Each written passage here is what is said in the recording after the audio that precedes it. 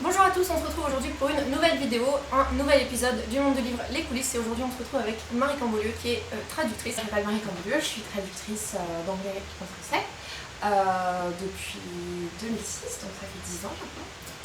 Et j'ai fait le compte il n'y a pas longtemps, donc j'ai traduit plus d'une cinquantaine d'ouvrages, donc plus d'une trentaine de romans, principalement jeunesse et surtout jeunes adultes.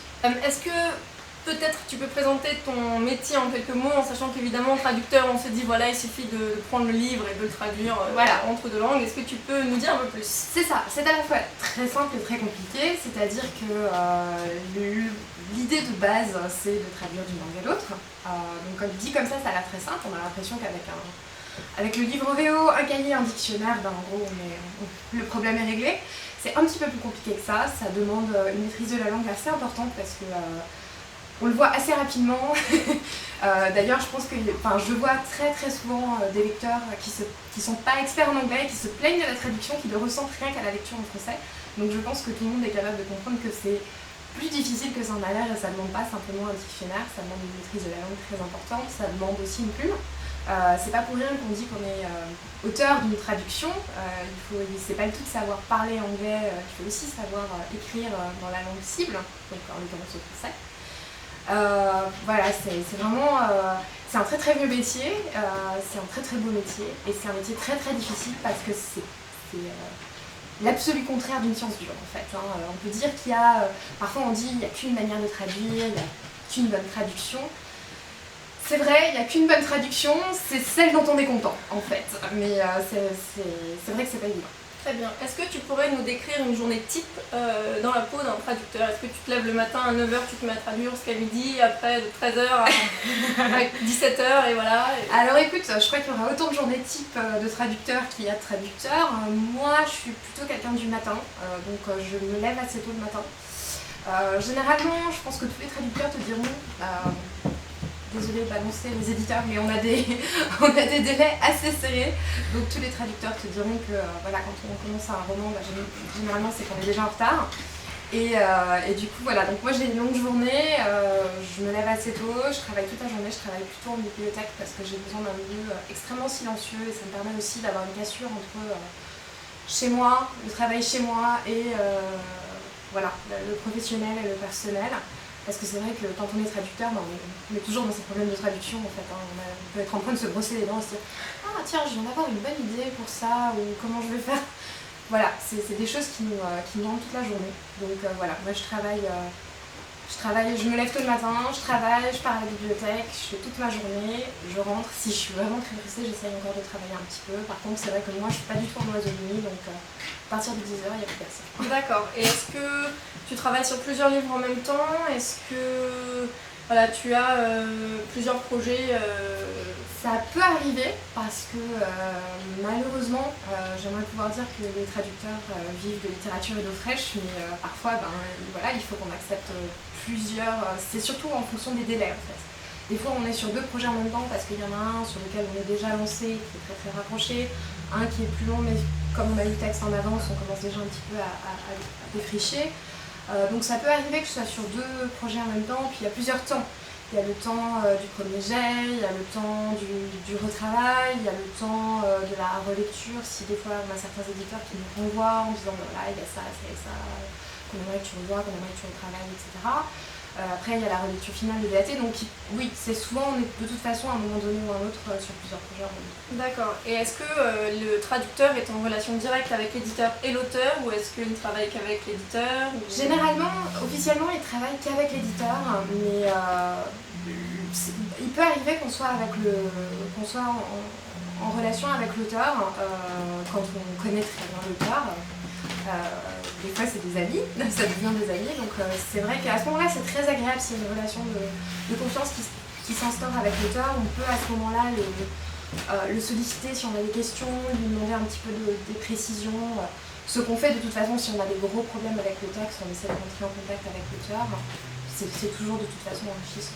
Quelles sont les difficultés que tu as pu rencontrer au fil de ta carrière? Peut-être un désaccord avec un éditeur justement ou un auteur, avec les deadlines ou d'autres choses, quelque chose qui est notable? Ça peut arriver, oui, qu'on ne soit pas en accord avec l'éditeur parce que comme je te disais tout à l'heure, la littérature, c'est pas une science exacte. Donc on peut dire bah voilà, moi je vois ça comme ça, ou non, moi je le sens pas comme ça, je veux pas que ce soit comme ça. Enfin, moi je sais que par exemple, j'avais eu un petit coup d'énervement par rapport à une correctrice qui s'amusait à reprendre mon code d'éditeur alors que c'est pas vraiment son travail, mais elle s'amusait à reprendre un petit peu mes traductions et puis elle voulait faire traduire des mots par des choses qui n'étaient absolument pas... je me souviens par exemple sur un texte où elle voulait me faire traduire skunk par rat d'égout. Et c'était sur un texte qui se passait au XVIe siècle, donc je lui ai dit les égouts au XVIe siècle non, donc surtout là où c'était censé se passer, donc le rat d'égout ça va pas être possible, de toute façon skunk c'est pas du tout un rat. Donc voilà, il peut y avoir un petit peu ce genre de choses, bon généralement ça... Voilà, on arrive à faire passer, si on travaille avec des éditeurs en qui on a confiance, ils savent quand même qu'on est professionnels, ils écoutent notre vision. Et puis bon, après, c'est vrai que c'est souvent eux qui ont le dernier mot, mais on peut arriver à dialoguer, on peut arriver, je pense, à imposer son point de vue s'il est valide et si on a des très bons arguments. Est-ce que tu as un genre de prédilection à traduire? Est-ce que tu aimes tout traduire ou pas? Je pense que j'aime tout traduire, déjà parce que j'aime bien essayer de trouver toujours un intérêt à ce que je fais. Même si je tombe sur un texte qui a priori c'est pas mon domaine de prédilection, c'est pas quelque chose qui m'intéresse fondamentalement, j'essaie toujours de trouver un petit quelque chose qui me plaît dans le texte, que ce soit les personnages, la voix, l'ambiance, quelque chose comme ça. Et donc en fait j'ai été surprise quand j'ai traduit par exemple des polars qui n'étaient pas vraiment un genre que je lisais beaucoup. C'est pas que j'aime pas ça, c'est juste que c'est pas quelque chose que j'ai lu beaucoup. Et en fait du coup je me suis mis à en lire et vraiment j'ai vraiment pris plaisir à le lire et à travailler là-dessus. D'accord. On dit que le métier d'éditeur est précaire. Est-ce que tu peux confirmer? Est-ce que tu peux te permettre de choisir les textes que tu veux ou t'arrive-t-il de traduire des textes que tu apprécies moins, auxquels tu crois moins, mais pour lesquels tu vas tout de même essayer de faire au mieux? Je pense que quand on est traducteur et surtout quand on est, a fortiori de toute façon, quand on est professionnel, que ce soit dans tous les métiers, quand on est professionnel, on est capable de travailler même sur des choses pour lesquelles on n'est pas passionné. J'ai déjà rencontré des gens qui disent moi que ce soit des traducteurs ou d'autres corps de métier qui disent moi je ne travaille que sur les textes que j'aime, etc. Je vois pas comment c'est faisable parce que comme je te l'ai dit, on ne vit pas que de littérature et d'eau fraîche, donc à un moment donné il faut bien avoir du travail.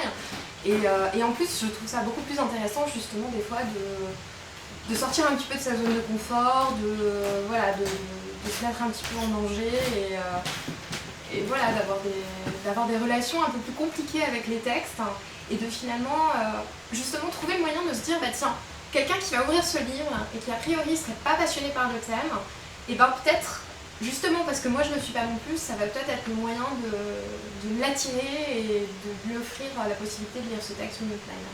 D'accord, très bien. On va passer dans quelque chose un peu plus peut-être négatif justement. Qu'est-ce que tu dirais aux lecteurs qui trouvent les traductions mauvaises, approximatives, tronquées, qui ne sont pas suffisamment représentatifs du tout en VO? Voilà, pour toi, qu'est-ce qui est l'important dans une traduction? Qu'est-ce que tu peux dire à ces lecteurs qui pensent que peut-être c'est très facile alors, moi je trouve ça très intéressant le point de vue des lecteurs. Je trouve par contre que souvent ces lecteurs ont peut-être eu l'habitude de lire des traductions qui sont peut-être un peu trop littérales. Et du coup, il y a beaucoup de gens par exemple beaucoup de ces gens qui, du coup ils aiment bien lire les livres anglais, américains, les séries anglaises, américaines.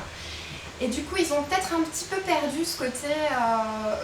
ce qui fait parfois la spécificité de la langue française. Et ils aiment bien un petit peu le phrasé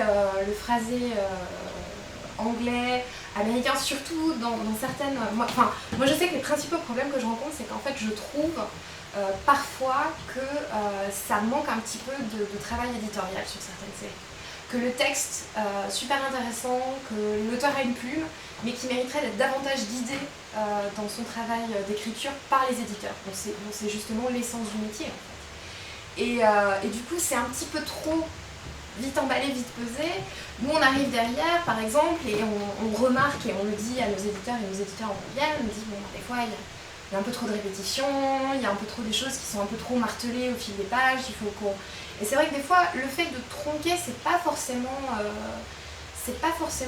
une mauvaise chose, c'est pas forcément... si c'est vraiment des choses qui sont répétées au fil du texte, je trouve que l'alléger, parfois, c'est lui rendre service. Je sais que je vais peut-être pas me faire des copains en disant ça, mais voilà. Très bien. Quelles évolutions du métier as-tu constatées au fil des ans et quelles évolutions attends-tu peut-être dans les années à venir avec la traduction? L'évolution du métier, moi, c'est vrai que ça fait 10 ans que je travaille, mais à titre personnel, vraiment, je ne peux pas parler, je n'estime pas, j'estime avoir une vision assez globale du métier pour parler, mais à titre personnel, ça évolue pas tellement, justement. J'aimerais bien qu'il y ait peut-être davantage de dialogue, mais je pense que ça c'est la faute de tout le monde en fait, hein. C'est ma faute aussi quand je dialogue pas suffisamment avec les éditeurs et les éditeurs dialoguent pas suffisamment avec moi. Je trouve que ce serait peut-être pas mal qu'on parle un petit peu plus des projets en amont. Et voilà, ça c'est le souhait que j'aimais, que je devrais mettre en place d'ailleurs, mais qu'on ne fait pas toujours parce que voilà, on a une manière de travailler, parce qu'on a la tête dans le guidon, parce que voilà, c'est vrai que c'est un petit peu... c'est des choses voilà, qu'on constate et puis bon, on se rend compte qu'on est les premiers à ne rien faire pour que ça change. Voilà. Ok, est-ce que tu as quelque chose peut-être à dire en particulier sur la traduction, sur le métier de traducteur? Est-ce que tu encouragerais aujourd'hui de jeunes traducteurs à je pense qu'il faut faire ce métier? toujours encourager les jeunes traducteurs. Après, il faut savoir à l'avance que c'est un métier très difficile, hein, comme tu l'as dit. Voilà. C'est pas un métier où on va devenir riche et célèbre, hein, ça il faut oublier. Mais je pense que oui, c'est un très beau métier, on fait des très belles rencontres, on prend beaucoup de plaisir à travailler, on fait un métier qu'on aime, ce qui n'est pas donné à tout le monde, donc c'est une chance énorme. Il faut avoir un peu la carapace solide, il faut être persévérant, il ne faut pas avoir peur de travailler. Et pour les gens qui apprécient les traductions, moi de toute façon, je disais les gens qui trouvent que les traductions, je les incite à lire un maximum et à voir un petit peu tous les styles, tous les auteurs, tout ce qui fait la beauté en fait, et la richesse de la littérature, et pas se concentrer que sur un style, vraiment cultiver la différence de plume. C'est vraiment ce que j'ai peur en fait, c'est que l'écriture devienne un petit peu stéréotypée. Et je prends tellement de plaisir à lire des auteurs différents. Je peux qu'encourager tout le monde à essayer un petit peu de cultiver la différence dans les écritures. D'accord, très bien. Eh bien, merci beaucoup Marie d'avoir répondu à cette question. Et j'espère que la vidéo vous aura plu et on se retrouve bientôt dans un prochain épisode.